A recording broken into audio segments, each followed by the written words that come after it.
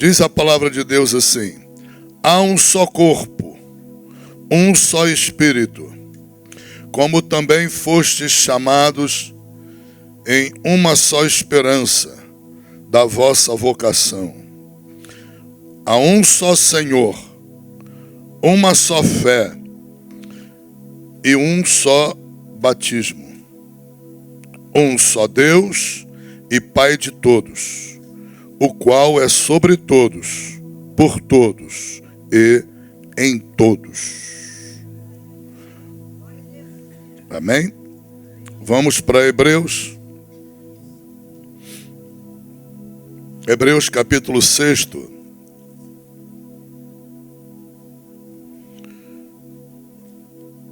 Aleluia. Capítulo 6 de Hebreus, versículos 1 e 2. Primeiro e segundo.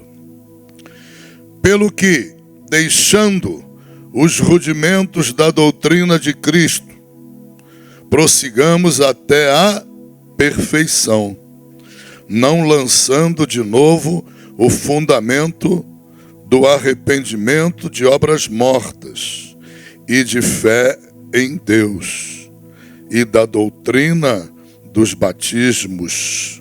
Observem, batismos aqui está no plural. No texto de Paulo em Efésios, ele falou que há um só batismo, ok? E aqui fala em doutrina dos batismos e da imposição de mãos e da ressurreição dos mortos e do juízo eterno. Aqui nesse texto, o escritor de Hebreus declara que há 6 elementos que ele chama de rudimentos da doutrina de Cristo. 6 elementos da doutrina de Cristo. Aleluia. Primeiro elemento, doutrina dos batismos. Aleluia.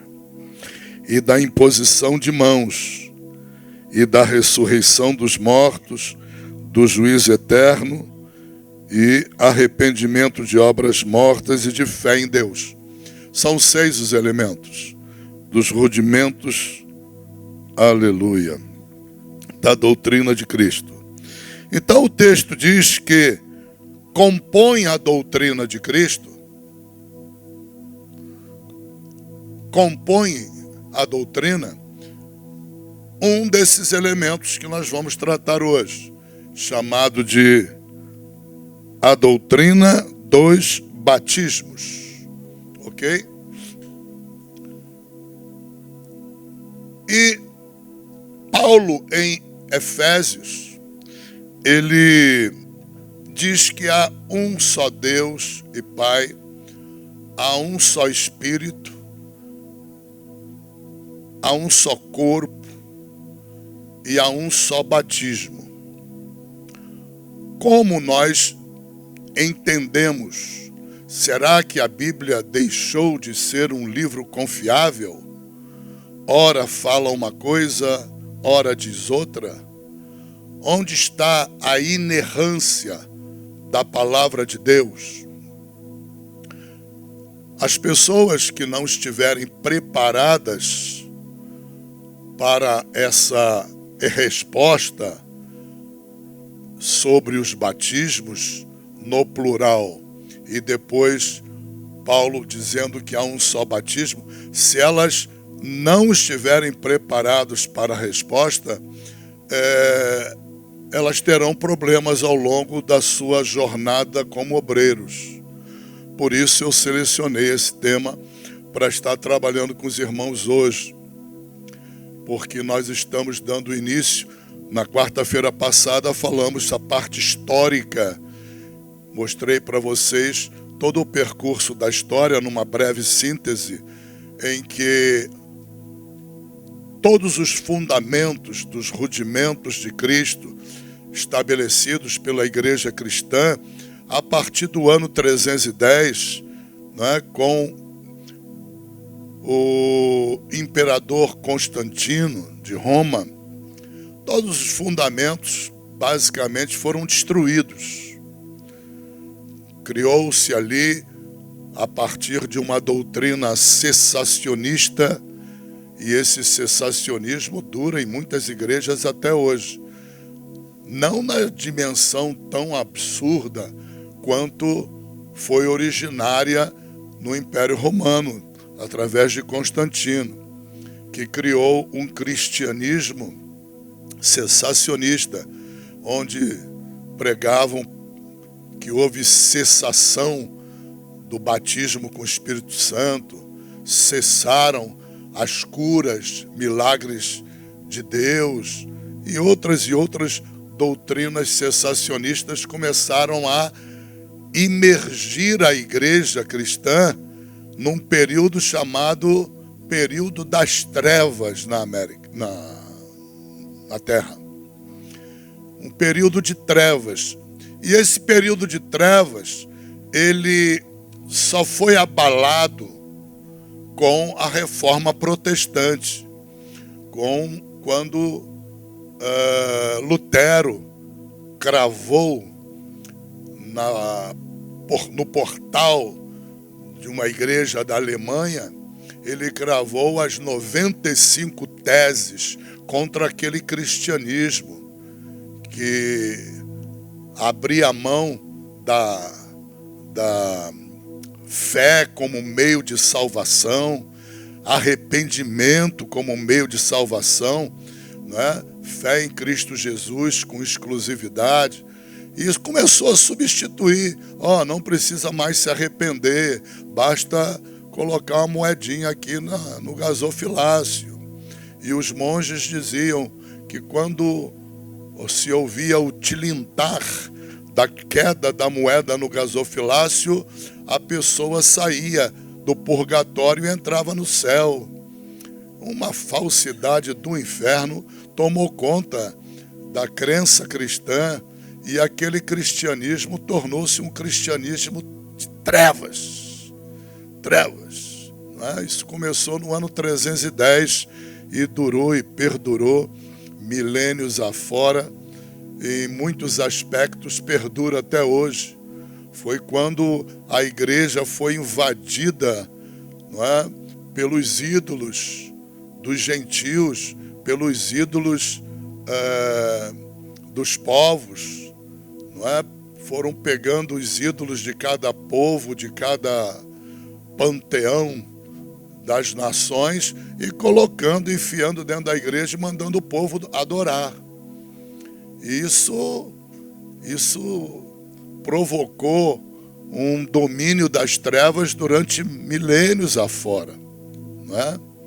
Para vocês terem ideia, só na noite de São Bartolomeu, no ano de 1554, se não falha a minha memória a data, só numa noite 40 mil cristãos foram assassinados na França, em Paris, e milhões de cristãos eram mortos, perseguidos pela Santa Inquisição Católica, que tinha mais a ver com o diabo do que com santidade, esse negócio. E assim sucessivamente, né? E muitas igrejas que foram geradas dentro da reforma ainda traziam aquele ranço do cessacionismo. Até hoje você tem igrejas que não creem, pastores que pregam o evangelho que você tem na mão e não creem em milagre, não creem em cura divina. Entende? Não creem. Isso perdura porque invadiu o cristianismo até mesmo dentro da reforma. Então, nós precisamos, como uma igreja pentecostal, reavivar esses fundamentos doutrinários dentro da igreja, para que haja um processo santo de imunização de vocês, imunização minha, na minha vida também, de comunhão com Deus, contra essas doutrinas diabólicas, ok? Que foram espalhadas e são até hoje espalhadas, estão aí espalhadas.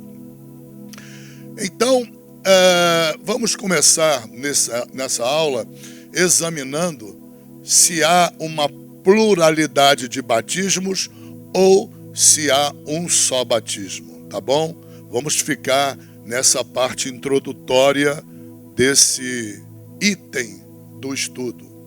Depois eu vou enfrentar, quando vocês discernirem melhor, junto com vocês eu vou enfrentar a questão do porquê o apóstolo Paulo, em Efésios, ele se põe de pé para declarar que havia só um batismo, ok? Uma só fé, ok?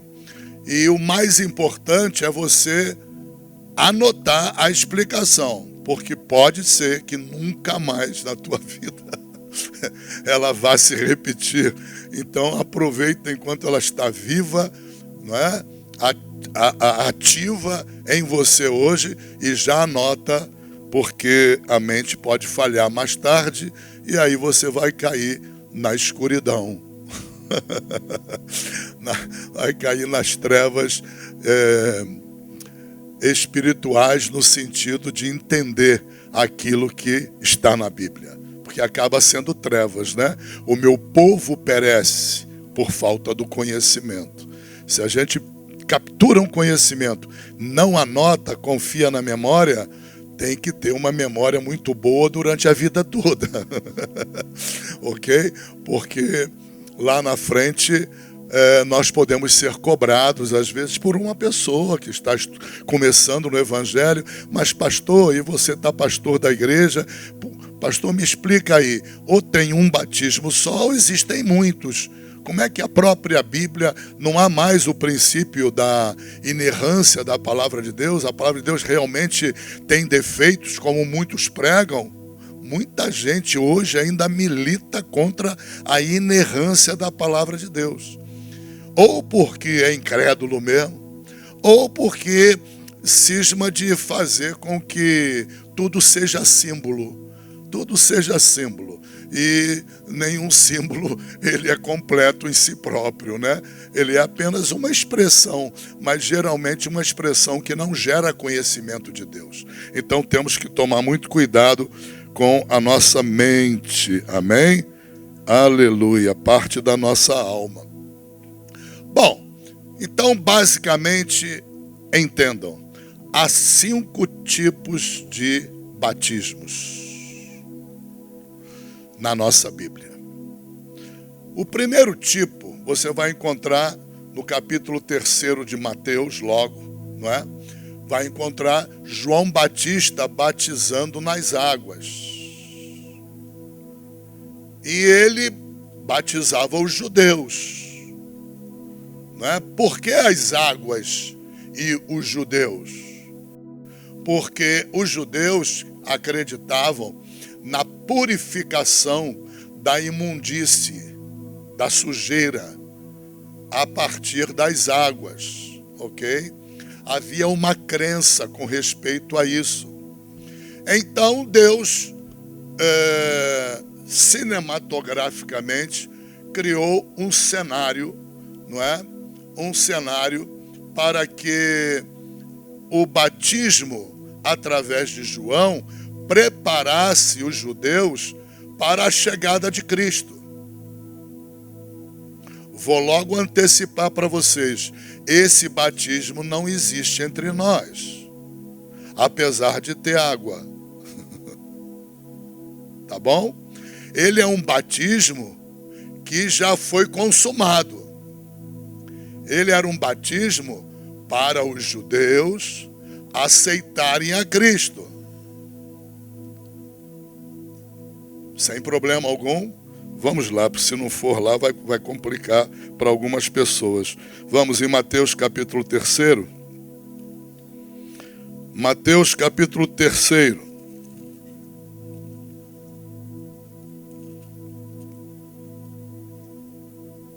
Aleluia. E naqueles dias apareceu João Batista pregando no deserto da Judéia, dizendo: arrependei-vos, porque é chegado a vós o reino dos céus. Lembra, Saúde, que a primeira mensagem que Jesus pregou foi exatamente essa? Foi exatamente, quando você vai para frente e vê a palavra de Jesus, na primeira pregação ele fala a mesma coisa. Arrependei-vos, porque é chegado a vós o reino dos céus. Então esse batismo era o que se chama de batismo de arrependimento. Preparar o povo de Deus, ok? O povo de Deus, à época o povo de Deus eram os judeus. Prepará-los para a chegada do Cristo, que em grego quer dizer Messias, ok?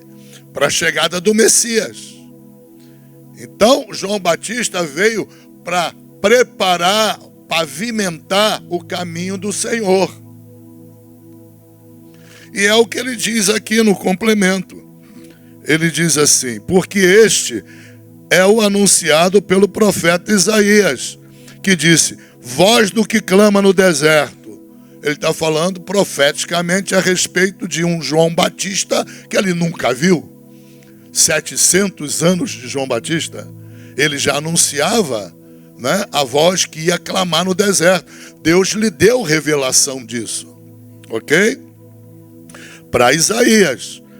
E ele dizia que a voz que iria clamar no deserto iria dizer, preparai o caminho do Senhor e direitai as suas veredas. Então, o endireitar as veredas, né? Vereda, lembra da última aula? É o caminhar nosso. São os nossos passos, né? Formam veredas, caminhos. E este João tinha a sua veste, e aí não nos interessa sobre a veste dele nessa hora, mas é importante vocês compreenderem, porque João convocava os judeus ao arrependimento. Eles se arrependiam e João imergia eles no batismo. A palavra batismo quer dizer imersão, mergulho, submergir, ok? Eles eram submergidos, né? Nesse aspecto é como o nosso batismo que está em vigor até hoje, ok? Entenda em nome de Jesus. Eles eram imergidos naquelas águas, porque eles criam que aquelas águas limpavam a imundície do corpo físico deles. E o arrependimento limpava o interior. Ok? Limpava o interior. Então as águas vinham de fora para dentro, o arrependimento fazia a obra interna. Aí João diz, então ia ter com ele em Jerusalém, toda a Judéia e toda a província adjacente do Jordão, e eram por ele batizados no Rio Jordão, confessando os seus pecados. Fazia parte do arrependimento a confissão de pecados, porque vai arrepender de quê? Não é verdade? Tem que haver confissão de pecado para haver arrependimento. Senão é um arrependimento desorientado, é um arrependimento, eu vou me arrepender porque o senhor está dizendo, seu João, que, né, Batista, está dizendo que eu preciso me arrepender, então eu vou me arrepender, eu não sou burro, vou me arrepender, mas não sei de quê. Então tinha que ser acompanhado de confissão de pecados, ok? Por isso é que Paulo diz na conversão do crente, né, que a salvação se obtém com o confessar da boca, ok? Confessar que Jesus é o Senhor, né? Se arrepender dos seus pecados depende de confessar esses pecados e deixar o pecado. Há algumas coisas que são comuns, né, conosco hoje. E vendo ele muitos dos fariseus e dos saduceus que vinham do seu batismo, dizia-lhes, raça de víboras, quem vos ensinou a fugir da ira vindoura? Produzi, pois, frutos dignos de arrependimento. Então, quem vinha para o batismo era aquela galera dos fariseus, saduceus, que para João eles eram raça de víboras, mas de alguma maneira a palavra de João entrou neles, porque senão eles iam embora. Está entendendo? Houve um efeito, a pancada da mensagem de João foi tão violenta que eles acabaram se submetendo. Muitos acabaram se submetendo e muitos tornaram-se inimigos odientos do próprio Jesus depois. Produzir pros frutos dignos de arrependimento, era a mensagem doce de João. E não presumais de vós mesmos, dizendo, temos por pai Abraão, porque eu vos digo que mesmo destas pedras, Deus pode suscitar filhos a Abraão. Porque eles se arvoravam na vaidade, no orgulho. Eu sou filho de Abraão, sou filho da promessa. Não é? E estavam com a vida enfiada no pecado. João falou, se Deus precisar de levantar filhos para Abraão, ele usa até as pedras. Não vai usar o pecado. Tem que se limpar do pecado. Ok? E também agora está posto o machado à raiz das árvores. Toda árvore, pois, que não produz bom fruto, ele a corta e lança no fogo. Aí é fogo eterno mesmo. E eu, na verdade, vos batizo com água para o arrependimento. Então era um batismo com água, muito semelhante ao nosso batismo. Só que, distintamente do nosso, ele era um batismo de arrependimento. Mas aquele que vem após mim é mais poderoso do que eu. Eu não sou digno de levar sequer as suas sandálias. Ele vos batizará com o Espírito Santo e com fogo. E em sua mão tem a pá, e limpará a eira, e recolherá no celeiro o seu trigo, e queimará a palha com fogo que nunca se apagará. Havia entre eles lá falsos também, que ele chamava de palha, e iam experimentar o juízo eterno de Deus, o fogo que nunca se apaga, um fogo de Deus aplicado primeiro a Satanás e ao inferno, não é? Então veja, aí logo em seguida vem o batismo de Jesus. Quando Jesus acaba por se batizar, aquele batismo, ele ganhou eficácia para os judeus que não conheciam a Cristo. Mas perdeu o sentido, porque Jesus assumiu a frente da obra. Por isso é que João teve que morrer. E rápido. E rápido. Porque não havia mais sentido para a pregação dele. Agora, a pregação estava na boca de Cristo. Agora a mensagem que eles precisariam ouvir vinha de Cristo. Aleluia. E o batismo com que eles precisavam ser batizados era o batismo em Cristo. Em Cristo. Aleluia. Porque cessou o ministério de João Batista. Com a chegada de Cristo, o batismo de Cristo, observa que João não queria batizar Cristo. João diz para Cristo, eu é que precisava ser batizado por você, e você vem a mim para ser batizado. Jesus respondeu o quê? É necessário que cumpra-se toda a lei. Por que era necessário Jesus ser batizado? Porque ele era da tribo de Judá, tribo dos reis. Ele precisava de passar pelo batismo, porque ele tinha um chamado de Deus para ser o sumo sacerdote da igreja. E rei não pode ser sacerdote. Como João era de uma família sacerdotal, ao batizá-lo, João transmitiu o sacerdócio para ele. É por isso que Jesus sobe à cruz e ele morre, sendo sacerdote e rei. Aleluia. E ele ressuscita como rei e sacerdote, sumo sacerdote da igreja. O sacerdócio ele ganha a partir do batismo, quando ele se submete ao sacerdócio de João Batista, que por sua vez herdou o sacerdócio de seu pai Zacarias, que era sacerdote no templo. Aleluia.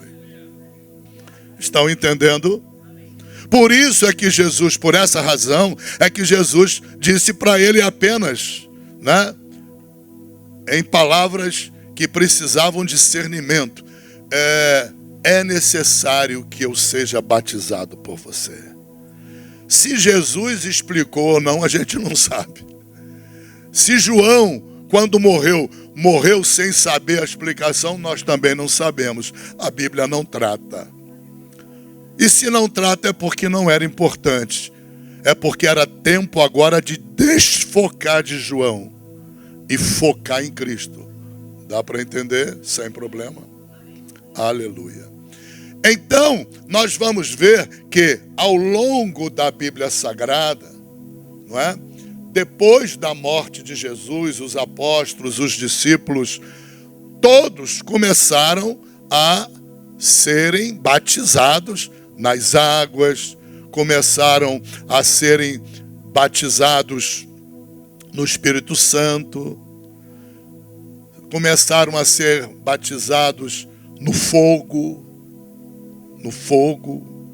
não é? Porque João, ele vai dizer, ele vos batizará com o Espírito Santo e com fogo. Não é batismo no Espírito Santo, é batismo com o Espírito Santo. São coisas diferentes. Há pregadores, há algumas pessoas escrevem livros aí e não fazem a diferença, mas nós vamos fazer hoje para vocês não errarem quanto a isso.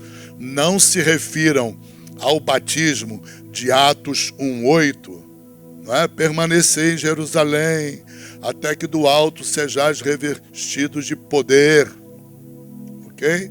E isso se cumpre em Atos capítulo 2, lá no cenáculo.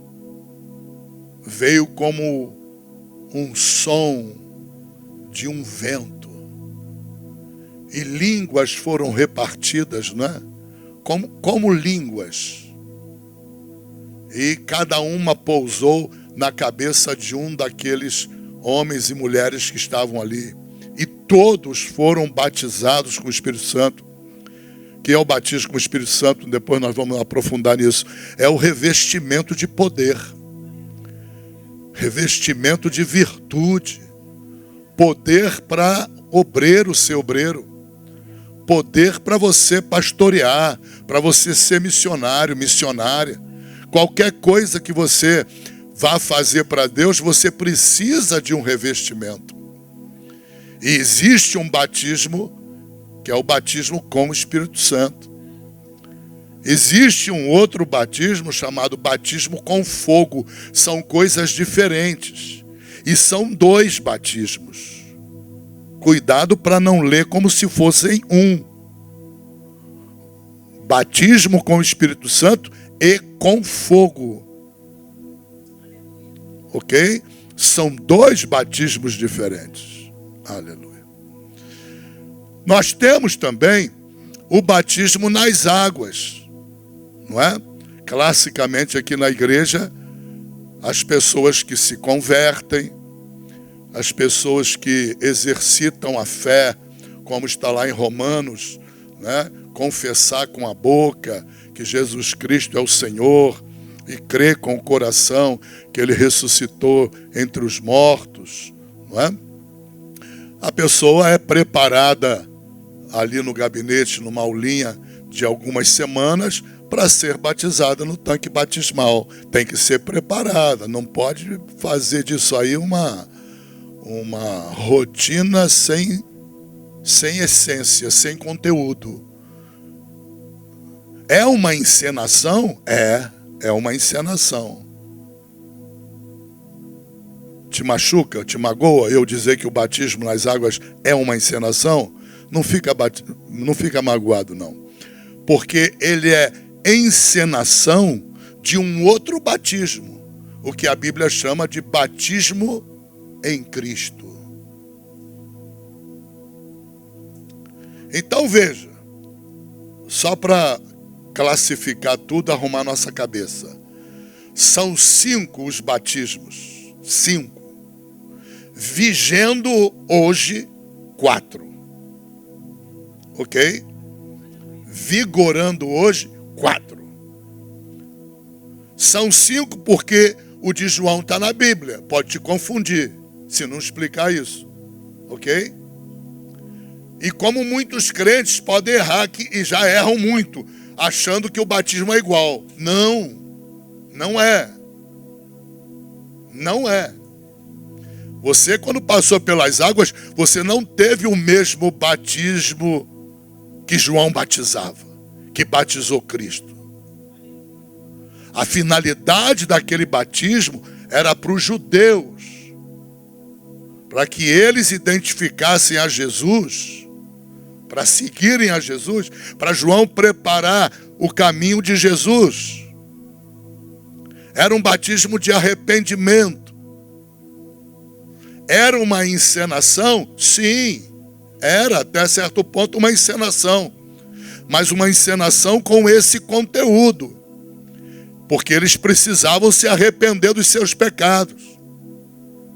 Precisavam confessar os seus pecados. O nosso é diferente? É. Há semelhanças, mas não são iguais. O fato de eu ser parecido com a minha esposa não quer dizer que eu sou igual a ela. Estou brincando com vocês. Deu para entender? Quando você tem alguém que você se assemelha fisicamente, não quer dizer que tu é igual. Há características próprias do batismo de João, que não aparecem no nosso. E há características próprias no nosso batismo, que está em vigor, está em vigência, ok? Que não aparecem no de João. Ninguém era obrigado a confessar o nome de Jesus no batismo de João. Ninguém era obrigado a confessar. Ninguém era obrigado a chegar ali nas águas e dizer: ô João Batista, olha, eu creio na morte de Jesus. A morte ainda vai acontecer. A morte é esperança. Não é fé. Porque a fé, quando você usa a fé, você usa em relação a algo que já aconteceu. Quando você usa o crer para aquilo que ainda vai acontecer, aí já não é mais fé, isso é esperança. Eu creio que eu estou curado. Mas pastor, o senhor é mentiroso, estava com dor aqui ainda agora. Não, não sou mentiroso não. Eu creio mediante a minha fé. Porque a Bíblia diz: pelas pisaduras de Cristo na cruz, pelas feridas dele, nós já fomos curados. Então eu exercito a minha fé olhando para a cruz. E a cruz está no passado, não está no futuro. Tem crente que confunde esperança com fé. Eu tenho fé que isso vai acontecer. Para, não muda a fé. Não muda o conceito de fé da Bíblia. A fé é para ser aplicada no Calvário. Quem gerou o teu direito no mundo espiritual e já declara na Bíblia, a palavra de Deus declara que tu já foi curado, você já foi abençoado com toda sorte de bênçãos espirituais. Leia Efésios capítulo 1, versículo 3. Lá diz: nós já fomos abençoados com toda sorte de bênçãos espirituais. Aonde? Na cruz. Quem fez a obra? Jesus. Ela foi feita pela metade? Não, completa. A oferta de sacrifício dele foi total, completa, aceitável e agradável a Deus. É irrepetível.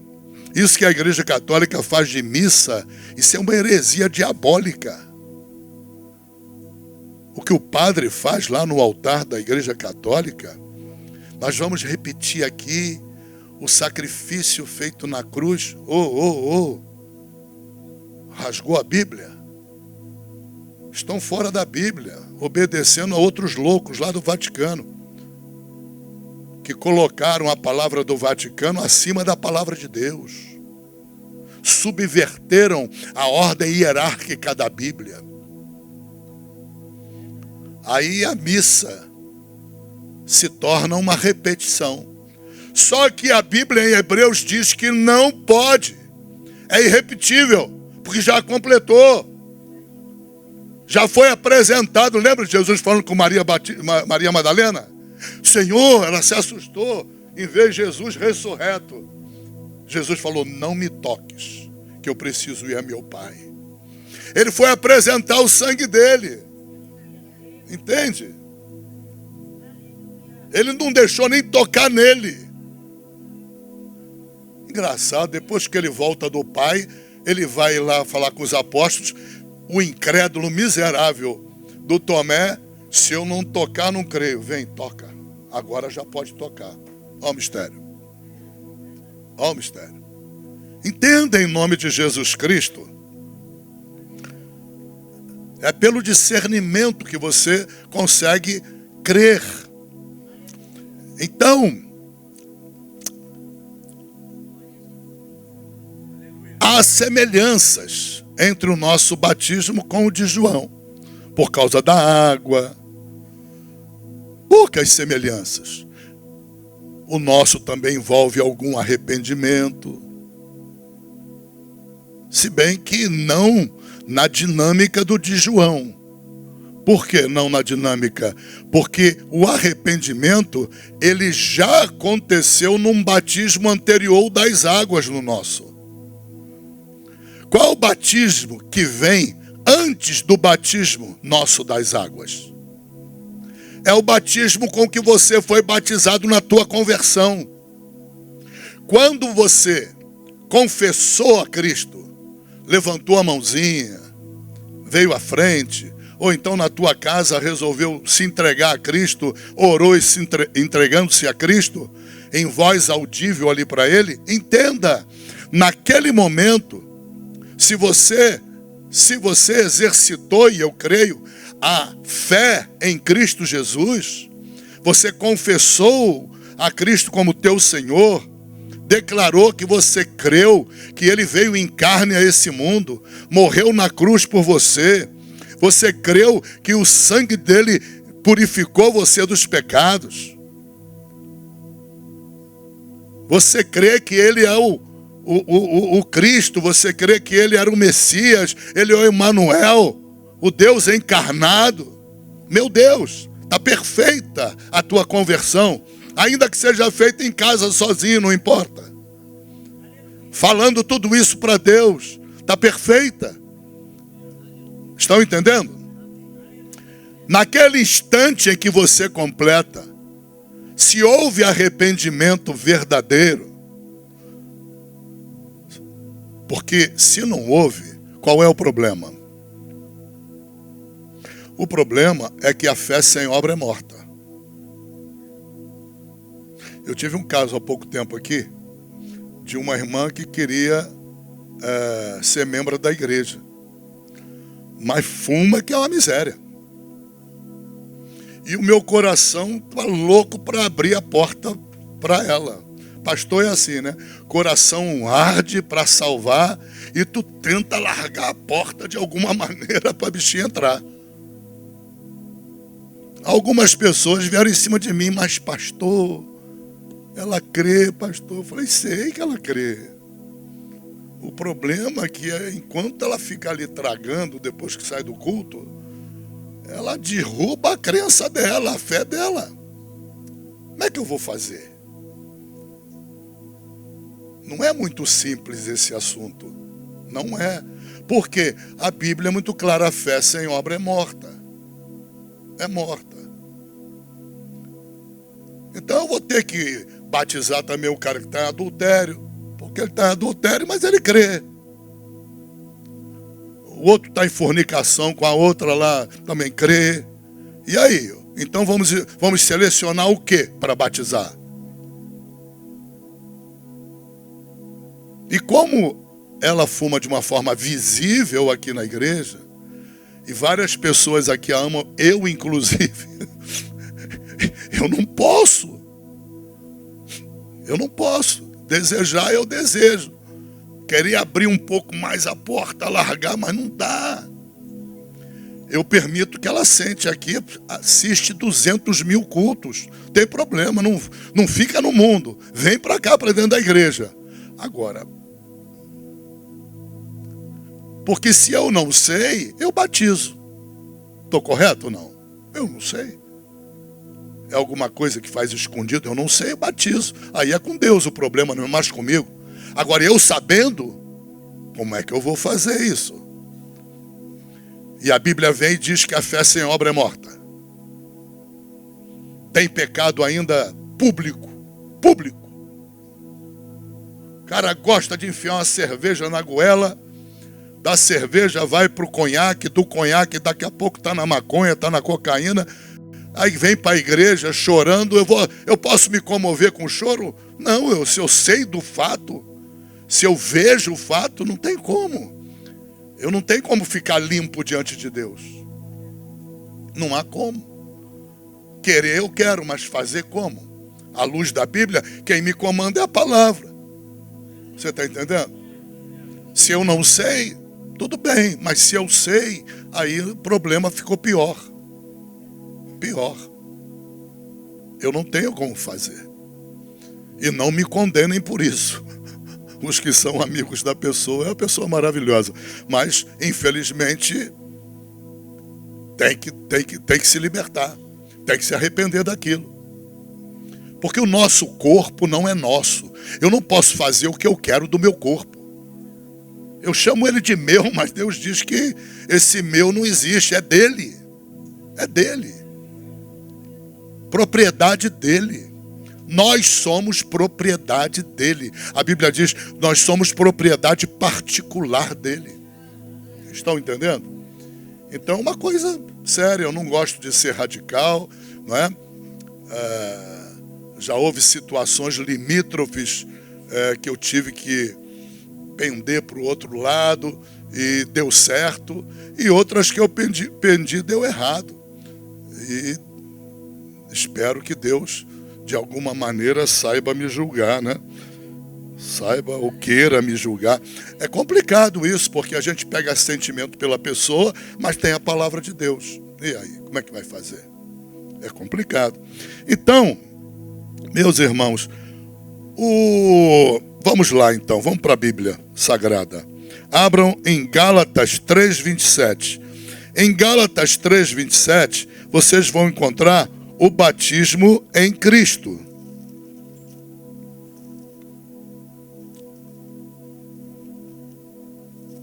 Que batismo é esse em Cristo? Aleluia. Cadê o Gálatas 3:27?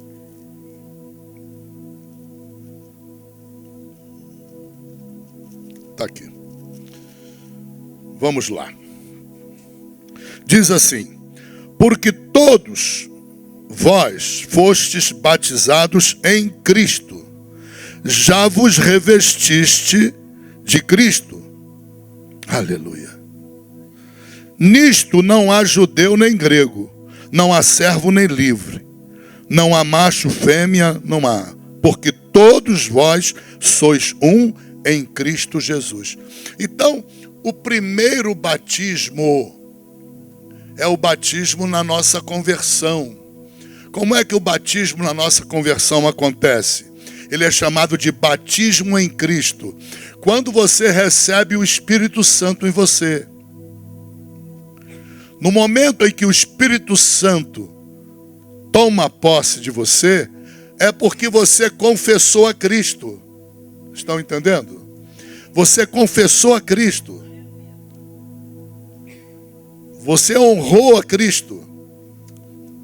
Você declarou com os lábios que Ele é o teu Senhor. Você creu que Ele é o Emanuel, Deus encarnado. Veio este mundo em carne. Você creu que Ele morreu na cruz, verteu sangue, e você está salvo mediante o sangue que te lavou os pecados. Dá para entender? Esse batismo é em Cristo. Isso não existia no batismo das águas de João Batista. Não existia. Até porque Cristo nem começou o ministério. Ele só vai começar o ministério depois do deserto. Depois do deserto. Aí ele vai sair do deserto forrado de poder de Deus e vai dar início ao ministério. Então, veja, esse batismo, ele é o primeiro, chamado batismo em Cristo. É o batismo em que você é selado pela obra da regeneração, feita pelo Espírito Santo. Por isso é que Jesus falou, é melhor para vocês que eu vá, porque se eu não for, o Espírito Santo não pode vir. Mas se eu for, eu orarei ao Pai e Ele enviará o Espírito Santo. E o Espírito Santo vos convencerá do pecado, da justiça e do juízo. Ele vos guiará em toda a verdade. A Bíblia diz que nós fomos vivificados em nosso espírito pelo Espírito Santo. A isso se chama obra da regeneração. A obra da regeneração, ela é batismo. Ela é batismo e a Bíblia chama de batismo. E chama de batismo em Cristo. Por que que ela é batismo? Porque o Espírito mergulha em você. E você nele. Vocês se unem, se fundem num só Espírito. Há um mergulho recíproco. Há uma imersão recíproca. Você é imergido espiritualmente nele, ele em você. E tudo isso é feito por quê? Porque tu confessou a Cristo, você confessou a Jesus, você creu que Ele é o Senhor da tua vida. Você se arrependeu dos teus pecados. Isso tudo é feito antes do batismo das águas. Estão entendendo? Por que que é necessário batizar nas águas? Porque Deus quis dar importância à publicidade daquilo que foi feito naquela vida.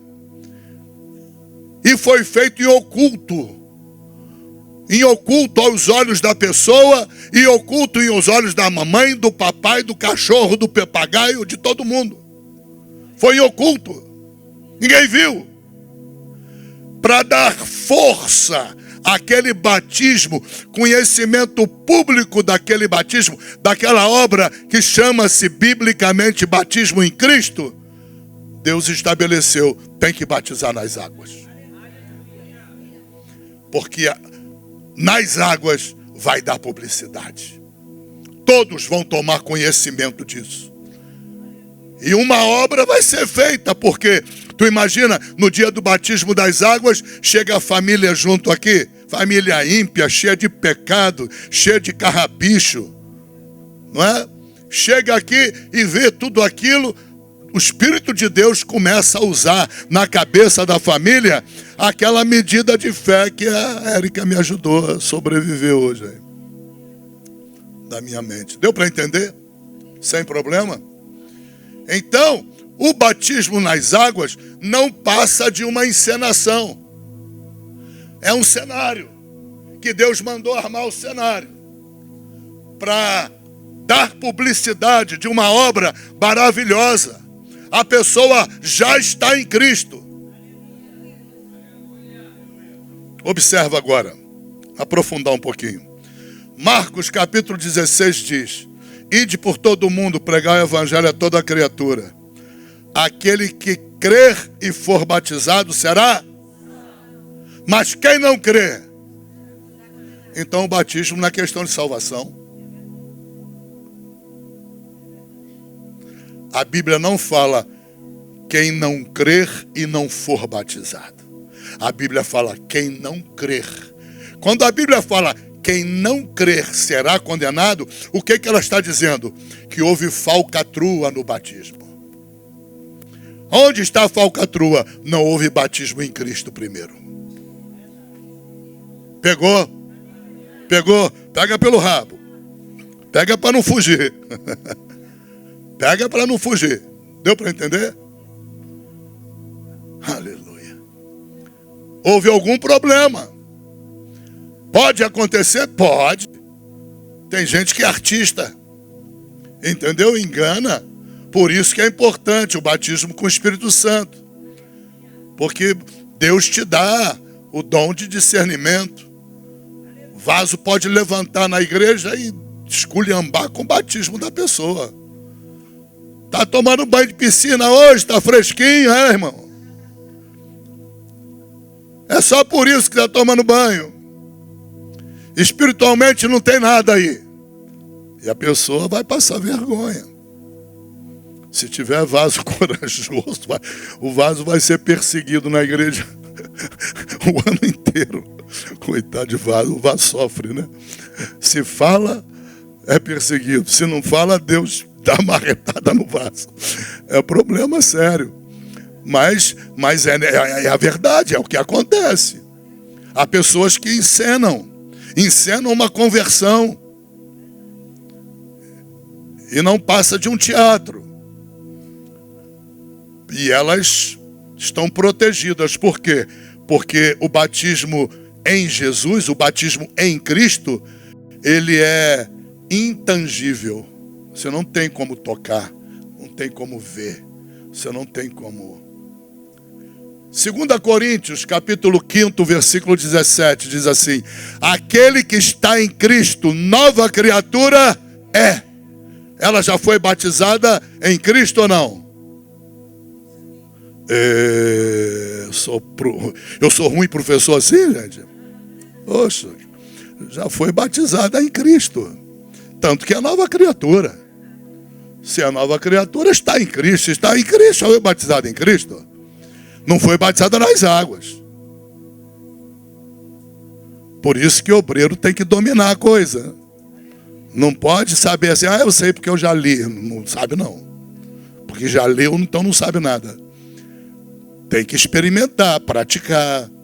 Chegar na época de batismo, briga aqui com o pastor. Quero batizar, pastor, quero praticar.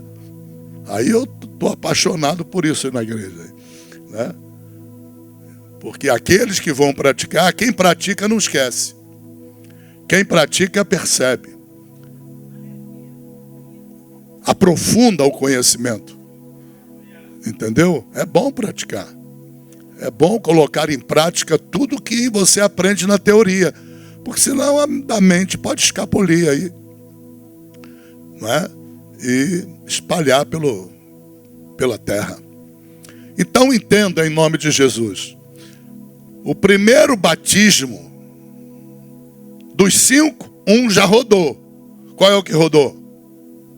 O de João Batista, que era chamado de batismo de arrependimento. Esse cessou, ok? Não está mais em vigor. Está na Bíblia aí. Leia, tudo bem, não tem problema nenhum. Mas lembre-se que Jesus já veio. Era para preparar o caminho para ele chegar. Ele já chegou, já foi para o Calvário, já morreu, já ressuscitou. A igreja já foi inaugurada no Pentecostes. Meu Deus, tira esse batismo do teu caminho. Senão ele vai te perseguir, tu vai pregar no culto aqui. Eu vou enlouquecer você pregando, dizendo que tá fazendo o batismo de João Batista hoje, de arrependimento. Aí eu vou ter um infarto. E Deus vai ficar irado. Irado. Revogaram minha Bíblia. Revogaram o que eu havia revogado. Entenda, ressuscitaram o que eu havia revogado. Então entenda. Primeiro batismo que está em vigor. Desde a conversão para frente. Primeiro batismo. Qual é? Batismo em Cristo. Sem problema? Livro de Gálatas 3:27. Sem problema? Segundo batismo, que é a encenação, né, do primeiro batismo. Ele só existe para dar publicidade, tornar público. É interesse de Deus que isso aconteça. Tá bom? Ele é batismo na morte de Cristo. Aquilo ali, na verdade, do ponto de vista de Deus, ele representa uma sepultura. Lá no de João não representava a sepultura, não. Por quê? Porque quem saía do batismo não era nova criatura, não. o espírito não estava vivificado, não. Tinha que Jesus morrer no Calvário primeiro. Por isso é que as pessoas iam lá pro seio de Abraão. Não ia para o paraíso, não. Lembra que Jesus, durante 3 dias e 3 noites, ele pregou aos espíritos em prisão? Adão estava preso. Ih, não vai desviar não, né? Eva, se estivesse salva, estava presa. Abraão estava preso. Elias estava também. Eliseu, a tropa toda do Velho Testamento, todos os que pela fé morreram em Cristo Jesus, eles estavam no seio de Abraão. É onde você vê aquela história que Jesus conta do rico e do Lázaro. O Lázaro estava onde? No seio de Abraão. Ele morreu depois da cruz ou antes da cruz? Então por isso ele estava no seio de Abraão. E onde é que estava o rico? Num outro lugar, chamado Hades, que é o inferno. Ou Geena. Inferno. Ele não pediu para o pai Abraão: pai Abraão, manda que Lázaro venha aqui. Aí Deus, que era chamado pelos judeus de pai Abraão também. Aí Deus vira e fala assim: não, nem ele pode ir para aí, nem tu vir para cá. Há um abismo entre nós. Jesus desceu ao centro da terra. Esse centro da terra pode ser interpretado com algum lugar profundo dentro do universo. Não necessariamente é da nossa terra, ok? Pode ser uma expressão cenográfica também. Então, ele desceu ao centro da terra, se apresentou a todas as almas que estavam lá esperando pela vinda do Messias. Porque para eles irem para o paraíso, para eles entrarem no céu, o Messias teria que morrer na cruz. Tem gente que não está entendendo nada. Pela cara está escrito na testa assim: não estou entendendo nada. Jesus não morreu, gente. Colocaram o corpo dele na cova? Não colocaram? Oh, meu Deus. Ah, graças a Deus colocaram. Então, colocaram o corpo dele lá. Entre colocar o corpo dele lá, a morte dele no Calvário, e ele ressuscitar há 3 dias. O que ele foi fazer? Para o restaurante? Foi para casa de uns amigos aí? Não. Foi para o céu? Não. Ele não foi para o céu. Você vê isso quando ele fala com Maria Madalena: não me toques, eu tenho que ir a meu pai. Ele não foi. Para onde ele foi? Olha aqui, existe uma festa judaica que eu já preguei aqui, mas foi na época do Covid. Foi um ensino que eu dei aqui, não sei se Eduardo vai lembrar. Primeira festa do Páscoa.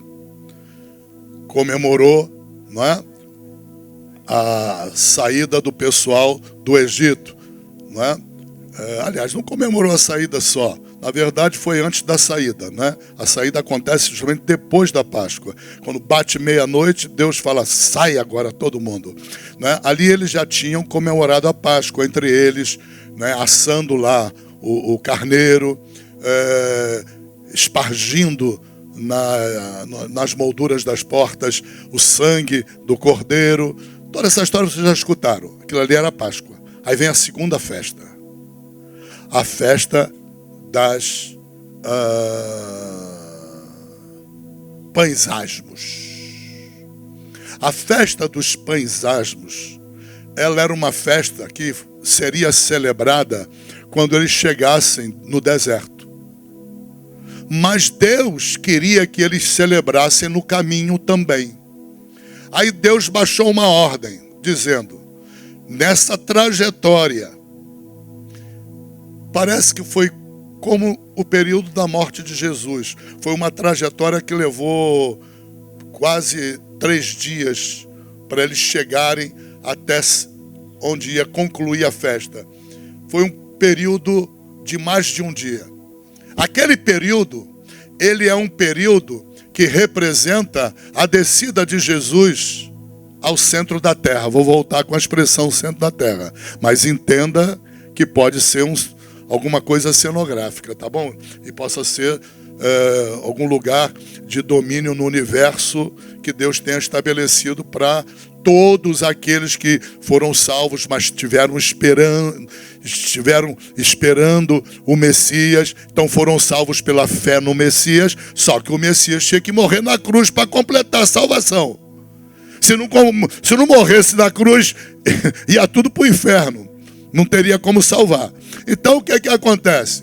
Eles ficaram esperando no lugar chamado Seio de Abraão. Esse lugar, depois, Jesus transforma em paraíso. Ele leva, também não sei, não tem nem mente para entender isso, tá? Ele leva a galera toda para o céu, né? E esse lugar passa a se chamar agora de paraíso. Nunca mais é chamado de Seio de Abraão. Seio de Abraão é um lugar de profundidade, é uma prisão. Todos foram presos na esperança de que o Messias morresse na cruz, ok? E eles estavam alienados da realidade, completamente. Por isso Jesus desceu. Para os judeus entenderem e crerem nisso, Deus comemorou uma festa, chamada Festa dos Pães Asmos, que é comemorada na travessia, um caminho de descida. O caminho do Egito para o Mar Vermelho e depois deserto é de descida o tempo todo. Estão entendendo? O caminho que Jesus percorreu da cruz, morreu na cruz, ele não morreu na sepultura, morreu na cruz. Dali ele desceu, ele não foi para o céu, dali ele desceu até o seio de Abraão. Pães asmos, asmo, entende asmo? Asmo não tem fermento. Aleluia. Não tem fermento. Aleluia. Muito bem. Aquela festa, Deus disse assim: se alguém colocar qualquer ingrediente de fermento durante essa trajetória, morre. Está no texto sagrado, capítulo 12 de Êxodo. Morre. Deus mataria a pessoa, porque o fermento seria um componente símbolo do pecado, que corromperia a festa. A pessoa iria pagar com a própria vida. Então, você veja, os judeus, essa festa era comemorada todo ano, ao longo de 1500 anos os judeus comemoraram ela. Todo ano havia a data de comemoração dos pães asmos e outras festas de comemoração também da primeira festa lá do como é que dá o nome? Hein? Da Páscoa, me ajuda, Santa Érica. Da Páscoa, ok? Todo ano era comemorada a Páscoa. E as demais festas, festa de Pentecostes. Não é? E o que aconteceu com os judeus? A maioria dos judeus estava desviada de Deus. Acabou indo parar no inferno direto. Perderam o seio de Abraão. Foi o que aconteceu com o rico. O Lázaro foi para o seio de Abraão, mas o rico foi para o inferno. Já está condenado. Jesus, a Bíblia diz que ele, nesse período entre a morte e a ressurreição, ele desceu primeiro ao seio de Abraão. O seio de Abraão enlouqueceu de alegria. Festa, comemoração. Eles iam sair da prisão, eles iriam para o céu. Imagina a alegria de Abraão, Isaac, Jacó, José, tudo trancafiado. Óbvio que não estava trancafiado. A Bíblia fala que eles estavam trancados, não podiam sair. Como na passagem do rico do Lázaro, você vê o pai Abraão falando, não, nem ele pode sair daqui, nem você sair daí para vir para cá. Então o mundo estava parado dentro dessa realidade. Inferno sem esperança. Seio de Abraão, esperança. Né? Jesus desce do Gólgota, ele desce do Calvário, direto para o seio de Abraão. Ele vai pregar para os espíritos em prisão. Entre os espíritos em prisão estavam dois grupos. Uns que já estavam em prisões eternas, no inferno. Sob certo aspecto, o inferno ainda não é uma prisão eterna, porque a Bíblia diz em Apocalipse que o inferno dará os seus mortos para o juízo final. Então, depois do inferno tem um lago de fogo e enxofre. É pior ainda que o inferno. E é para lá que eles vão. Jesus primeiro vai ao seio de Abraão, pregar para os espíritos em prisão no seio de Abraão, que estão salvos, mas na dependência de uma notícia. Será que o Messias realmente veio? Ou nós queremos em vão? Será que ele conseguiu morrer na cruz? Ele teve o amor suficiente por todos nós, de entregar sua vida, derramar seu sangue na cruz? Era uma interrogação que ecoava entre eles. Eles estão completamente inconscientes da terra. Como hoje também, quem está no paraíso está completamente inconsciente do que acontece na terra. Por isso que a Bíblia diz, dormem. O dormem ali é no sentido de não ter consciência do que acontece na terra. Mas eles oram. Se você ler Apocalipse, você vai ver que as almas que estão no paraíso estão diante do trono de Deus, estão orando para que Deus... A oração é assim, até quando, Senhor? Até quando? Não haverá vingança, até quando? Até quando? Eu não lembro bem exatamente todas as palavras da oração, mas é uma oração forte de guerra espiritual, mas inconsciente do que está rolando na terra. Por isso Jesus tem que ir lá, porque Jesus vai abrir as cadeias, colocá-los em liberdade. Jesus vai levá-los ao céu. Agora vem um ponto. Eu creio que naquele primeiro dia, ele levou todos à porta celestial. Eu creio que ele levou todos ao paraíso, por causa de uma palavra dele na cruz. Quando o bom ladrão, né? Aquele que se arrependeu, na cruz virou para ele e falou, Senhor, lembra-te de mim quando entrares no teu reino. Qual foi a resposta dele? Hoje. Hoje não é amanhã, nem é no domingo. Hoje, daqui a horas, tu vai estar comigo no paraíso. Esse paraíso é possível também que não tenha sido deslocado o seio de Abraão ainda, e ele já chamasse de paraíso, porque a morte deles já ia acontecer. Ele sabia que ele ia bradar tetelestai, está consumado naquele dia. Ele já sabia.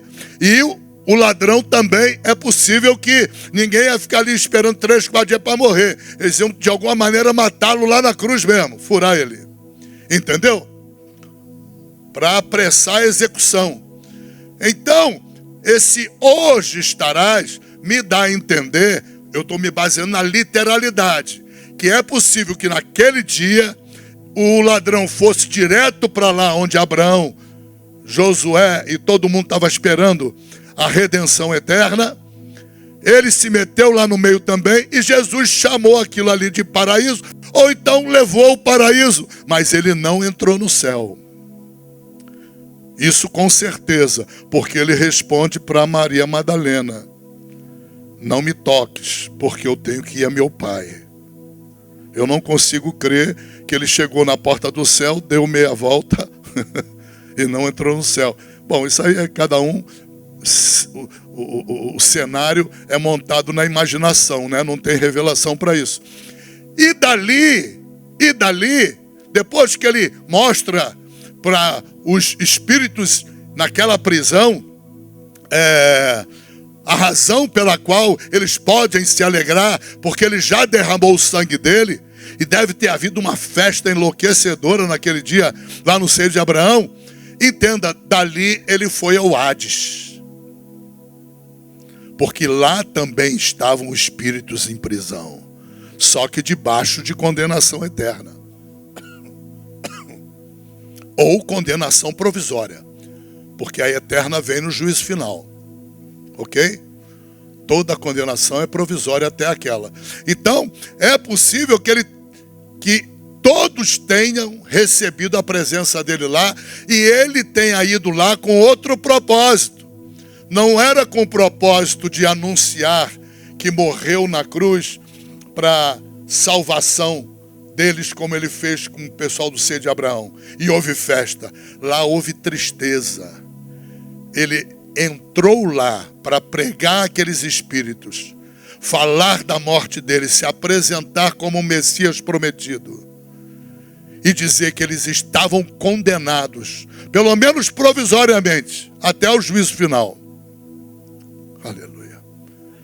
Porque não tiveram fé em crer nele como o Messias, como a promessa do Pai. Estão entendendo, gente? Amém?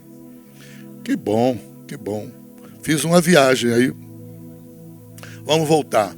Então, o primeiro batismo, só para encerrar, o primeiro batismo é o batismo em Cristo.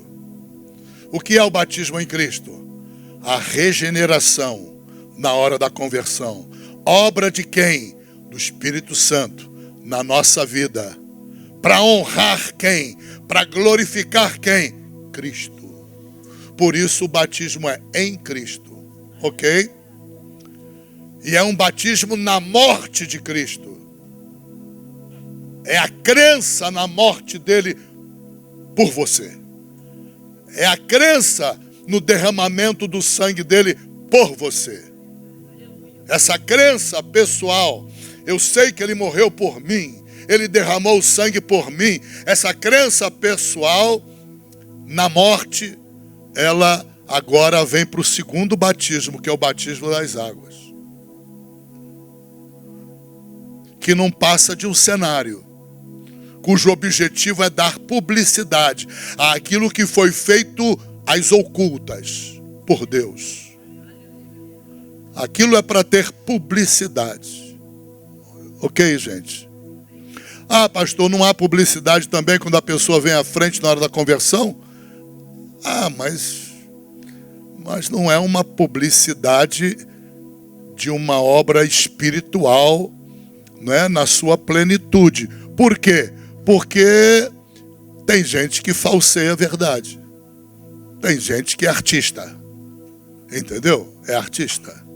Então, é uma publicidade de uma obra já feita, que a gente crê que tenha sido uma obra de regeneração. Por isso o batismo nas águas. Ok? Então o batismo nas águas tem essa característica. Não passa de uma encenação do primeiro batismo.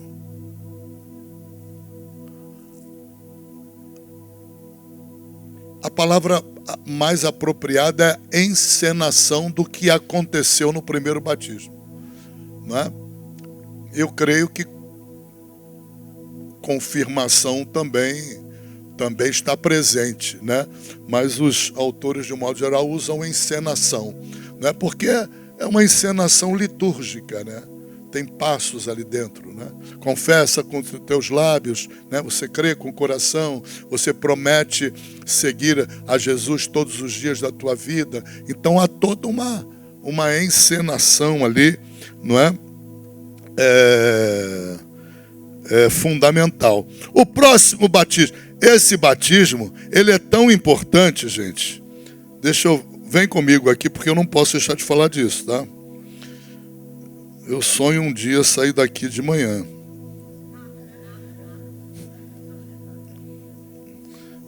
Aí eu vou estar tão realizado que eu vou falar para Deus: Deus, agora leva o teu servo em paz, me larga, me deixa, me solta. Já dei tudo de mim. Aleluia. Estou brincando, gente. Abram lá em Atos 19.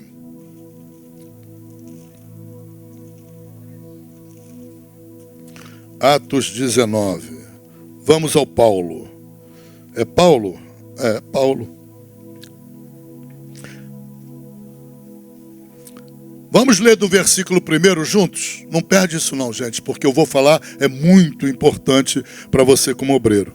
E sucedeu que, enquanto Apolo estava em Corinto, Paulo, tendo passado por todas as regiões superiores, chegou a Éfeso.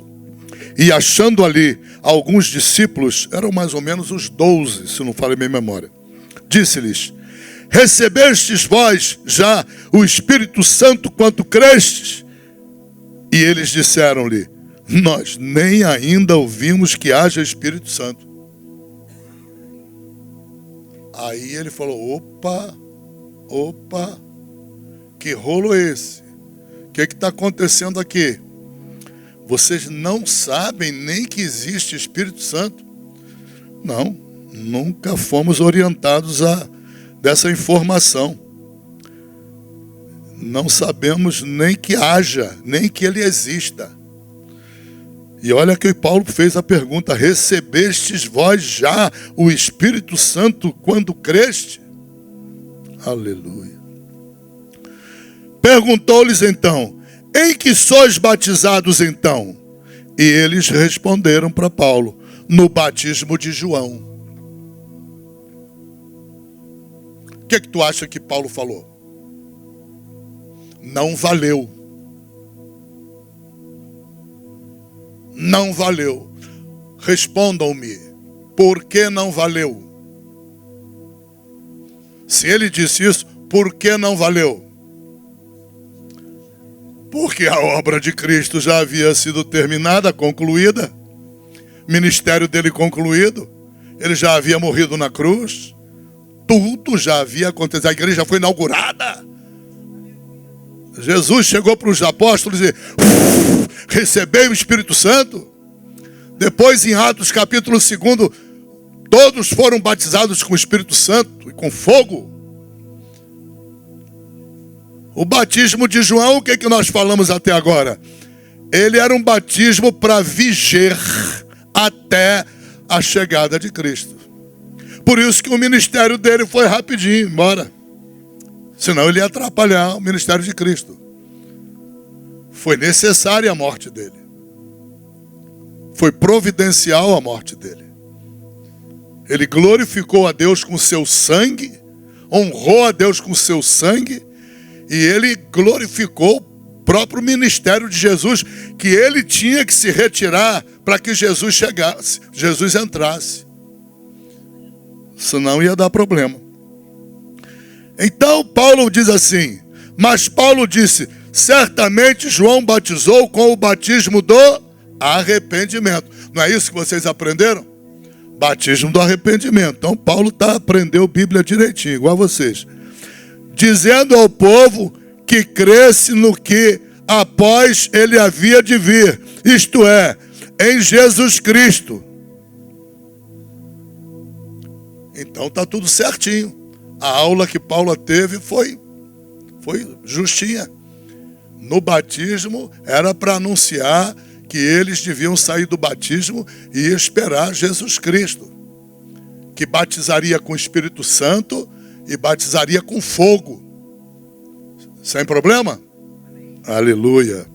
Versículo 5. E os que ouviram foram batizados em nome de Jesus. Que batismo é esse em nome de Jesus? Da água. Aleluia. O batismo em nome de Jesus é o nosso batismo na água. Aleluia. Você observa que sabe por quê? Porque ele só vai falar, ele só vai impor as mãos depois. E impondo-lhes Paulo as mãos, veio sobre eles o Espírito Santo, e falavam em outras línguas e profetizavam. Aleluia. Hein? Mas está falando do batismo de Jesus. Aleluia. Eles já tinham crido em Cristo Jesus, ok? Então eles já haviam batizados em Cristo pela fé. Mas, via de regra, o Espírito Santo não pode entrar no meio do caminho, correto? Via de regra. A ordem é essa. O primeiro batismo é o em Cristo. E disso depende a fé deles. E eles tinham. Porém, para haver o batismo com o Espírito Santo, via de regra, eles precisavam ser batizados em Jesus Cristo, que é o nosso batismo com água. É a encenação. Então, veja bem, aí temos as diferenças que nós falamos entre os batismos com água, que está válido hoje, e o antigo. Então, certamente, Paulo, é possível que tenha levado-os para o tanque batismal, apesar de não estar dito, é possível, era a ordem natural da época, e ali no tanque batismal tenha perguntado a eles: agora, você crê no Senhor Jesus? Porque eles não criam no Espírito Santo de Deus. Nem sequer sabiam quem era o Espírito Santo. Olha o problema. Nem sequer compreendiam ou sabiam que existia o Espírito Santo. Olha o buraco que aconteceu aí. Então, é comum a crença de que esse batismo, como é que diz aqui? E os que ouviram foram batizados em nome do Senhor Jesus. Então, é crença, e eu creio também, que é o batismo nas águas nosso. Eles tinham que se submeter. Por que razão? Porque Jesus já havia cumprido sua obra, sua missão. Ele já havia até pregado para os espíritos em prisão. Ele já havia até transportado o seio de Abraão para o paraíso. Ele já estava no céu há muito tempo. Quem estava na terra era o Espírito Santo. E o Espírito Santo glorifica a quem? A Jesus. Apesar de não dizer literalmente, mas é comum a crença por causa do teor e da separação de versículo. Primeiro, ele foi batizado no nome de Jesus. E Paulo depois impõe as mãos sobre ele. Então, que batismo é esse no nome de Jesus? Não é? Se nem conhecia o Espírito Santo, ele conhecia. Não é verdade? Isso é muito sério. Porque para não haver um batismo nas águas aqui, tem que ter havido um batismo nas águas antes, para que eles confessassem o nome de Jesus Cristo. Pelo menos no caminhar da narrativa de Deus, que é o próprio Espírito Santo, o autor da Bíblia, a gente percebe uma lacuna entre um momento e outro. Claro que eu entendo a colocação da Érica, porque nós conversamos outro dia e eu mostrei a ela que o Espírito Santo pode também, independentemente de haver o batismo nas águas ou não, ele pode vir e batizar com o Espírito Santo. Mas observa, Érica, naquele texto, depois vai lá consultar, você vai ver que depois que foram batizados com o Espírito Santo, o próprio Paulo ou Pedro, foi Pedro, né? O próprio Pedro teve que se explicar. E a explicação que ele deu, me parece, depois confirma se foi essa. Como eu poderia deixar de batizar, não é? Se o Espírito Santo, no meio da pregação, não é? Se o Espírito Santo já selou eles. Então, o que é que Pedro queria dizer? Porque Pedro foi chamado na contabilidade lá da igreja de Jerusalém, cujo pastorzão lá era o Tiago. O Tiago, que era meio irmão dele, o Tiago, ele e todos os patriarcas ali, os apóstolos, né, se reuniram, isso está lá no capítulo 15, para discutir, porque havia um problema sério, que era a evangelização do mundo, dos gentios. Porque até um certo ponto, só os judeus tinham acesso à conversão. E eles tinham dúvidas sobre o efeito dessa conversão sobre os gentios. Eles se reuniram, fizeram um concílio e entenderam que Deus tinha estendido a salvação para os gentios também. Entendeu?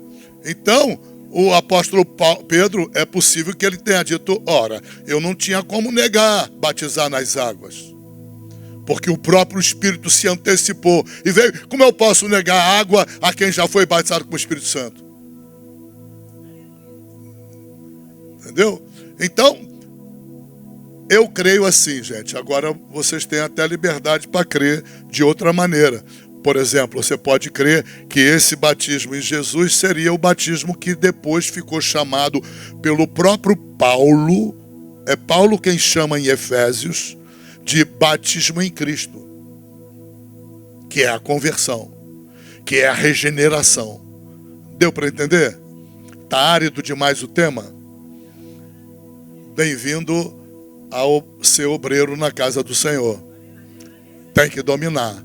Senão você pode passar vergonha ou pode caminhar sem orientação em termos dessas situações. Então, ao todo, foram quantos os batismos? 5. Um está revogado. Ficaram 4. Primeiro batismo, qual é o que vem em primeiro lugar? Em Cristo. Maravilha. O que é o batismo em Cristo? Numa palavra só.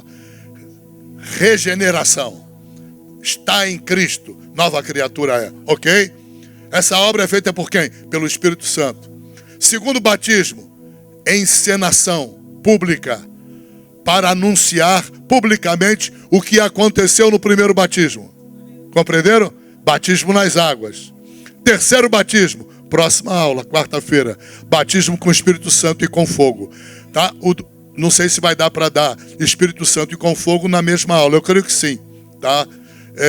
Mas se não der, também vamos dividir. Próxima quarta-feira, batismo com o Espírito Santo e na outra, batismo com fogo. Me dá 5 minutos? Me dá? Olha aqui. Só para antecipar, para você estudar em casa, porque é um tema bastante difícil. Aquele cessacionismo que aconteceu depois que a igreja primitiva morreu, o processo de cessacionismo foi estabelecido a partir do ano 310. Ele está até hoje por aí. Então, entre os cessacionistas, vigora uma tese de que o batismo com fogo de que trata a Bíblia é uma condenação. É uma coisa ruim, que nenhum cristão queira. Isto é de uma heresia atroz. Atroz, ok? Eu devo tratar disso no próximo encontro. Para tu ter ideia, aqui na igreja estava um pastor amigo meu, que eu também não vou nem sinalizar nada, porque a família dele não é membro da igreja, mas é amigo da minha esposa, meu amigo também, frequentam aqui muitas vezes. Gente muito boa, todos eles. E ele, como está numa igreja cessacionista, depois ligou para mim: pastor, eu tenho uma dúvida, qual é a sua convicção? O batismo com fogo é uma condenação, é um batismo de maldição, é alguma coisa ruim, ou o senhor entende que é alguma coisa muito boa? Porque da maneira com que a palavra de Deus colocou o batismo com fogo, o que aconteceu? O batismo com fogo, ele foi geograficamente, entende o que é geograficamente? Ou topograficamente colocado entre dois versículos. Num versículo, em cima um outro e embaixo outro versículo. Nos dois, de cima e de baixo, falam de obras de condenação. Aí os cessacionistas pegaram as duas obras de condenação e eles criaram o seguinte argumento: se um versículo que fala do batismo com fogo está entre versículos que tratam de condenação, é porque ele é um batismo de condenação. Porque o comando do contexto obriga a essa interpretação. Aonde é que eles estão errando? Já vou adiantar para vocês o erro deles. O erro deles está em quê? Você nunca pode resumir o contexto a um contexto só imediato. Você só pode seguir a decisão do contexto imediato se o contexto remoto, o restante da Bíblia, confirmar. Todas as heresias no mundo inteiro, nas demais religiões e até na nossa, tá? Todas as heresias partiram de uso inadequado do contexto próximo. Todas. Não cometam esse erro, nunca. Você viu que o contexto próximo puxa essa interpretação, confirma no contexto remoto. Por quê? Porque a Bíblia não pode negar-se a si mesma. Dá para entender? O contexto mais amplo tem que confirmar o próximo. E na próxima aula eu vou te provar por A mais B que isto é uma heresia. Porque no contexto geral, a Bíblia toda mostra que é heresia. E qual é o problema? Os caras não voltam atrás. Por quê? Você está entendendo? Orgulho. Porque muitas pessoas têm dificuldade de dizer assim, errei. Muitas pessoas. Não tenho nunca essa dificuldade. Ok? Nunca tenho. Eu vou te provar aqui que Deus usa o mesmo fogo dele para acender o inferno, para queimar Satanás. O mesmo fogo te abençoa, te purifica. Para você é purificação, para Satanás é inferno. Ah, Deus tem dois fogos. Deus não tem dois fogos. Deus tem um fogo. Então, como é que a gente soluciona esse problema? Veja em que posição você está diante de Deus. Se você está em posição de bênção, o fogo que vai cair é para te abençoar. Vai te purificar. Oh, glória! Se tu está em pecado e o fogo de Deus desce, ele vai te queimar. Ele vai te atingir e pode te destruir. Foi assim com os filhos de Arão. Foi o fogo de Deus quem queimou eles. Deus não criou um fogo novo. O mesmo fogo que estava lá no Santo dos Santos, que era uma chaminha lá perto dos querubins.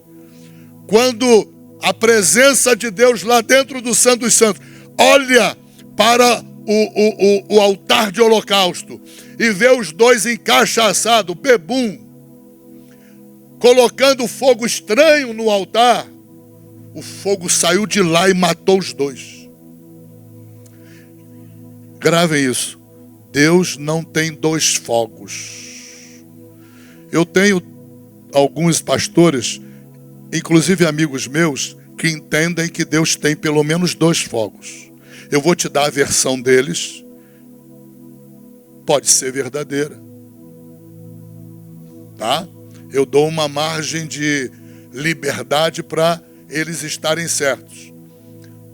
E te mostro a opção que eu creio, de que Deus não tem dois fogos, é o mesmo fogo. Para uns é vitória. Na sarça ardente, o fogo foi bênção para Moisés.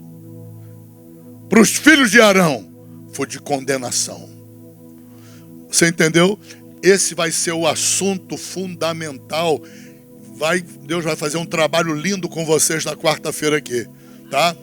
Ora pelo Rio de Janeiro para ter culto na quarta-feira que vem. Antes que Deus tenha que usar o Trump. Com aquele... Como é que é o nome daquele... Aquele navio pequenininho? Harold Ford, que é o maior do mundo, né? É o maior do mundo. Vamos ficar em pé em nome de Jesus. Orem pelo Rio de Janeiro, gente. Orem pelo povo, porque o momento exige de nós cristãos a oração, tá? Coloca a mão no teu coração em nome de Jesus Cristo. Pai, em nome de Jesus. Tua palavra diz que o nosso coração contém as saídas para a vida, Pai. E a palavra também diz que ele é enganoso, terrivelmente enganoso. Eu te peço em oração, Pai, protege o coração dos teus filhos, Pai. Protege do engano, Pai. Protege a mente, a consciência dos teus filhos do engano, Pai. Importante, Pai, é estarmos protegidos do engano, porque precisamos estudar a Tua palavra, Pai. E o pior que pode acontecer é crermos numa heresia, Pai. Protege, Pai. Protege o coração dos Teus filhos, blinda dos sentimentos enganosos. Blinda, meu Deus, em nome de Jesus Cristo, das tentações enganosas, meu Pai, que muitas vezes vem como encantamento aos corações das pessoas, Pai. Em nome de Jesus Cristo, Senhor. Blinda o coração de cada mulher de Deus, de cada homem de Deus, de cada obreiro nessa igreja, Pai. Blinda. O rei Davi te disse, Senhor, gravei a Tua palavra no meu coração, para eu não pecar contra Ti. Pai, todos esses estudos, Pai, que o Senhor me usa para ministrar com todo o amor para os Teus filhos, Pai. Eu ministro para eles com o mesmo amor que eu ministro para um filho meu, Pai. Eu só te peço uma coisa, escreve no coração deles, Pai, para eles jamais pecarem contra Ti, para eles jamais serem enganados, meu Pai. Em nome de Jesus Cristo, Pai. Dá o poder do discernimento, Pai, para os Teus filhos, meu Pai, nessa noite. Derrama essa unção poderosa de discernir, Pai, para que eles possam discernir entre o santo e o profano. Possam discernir entre o limpo e o imundo, Senhor. Porque a Tua palavra diz, aquele que está sujo, suje-se mais ainda. Mas aquele que está limpo, limpe-se mais ainda. Em nome de Jesus Cristo, dá o poder do discernimento, Pai, para toda a igreja, Pai, para todos aqui dentro, Senhor. Recebam nessa noite esse poder, Pai, de discernir, de na hora de escolher o caminho, escolher a decisão a tomar, não venha escolher por equívoco, Pai, enganado por Satanás, Pai. Em nome de Jesus Cristo, Pai. Abençoa Teus filhos, para louvor da Tua glória, Senhor. Em nome de Jesus, toma nossos dízimos e ofertas, para sustento da Tua igreja, Pai.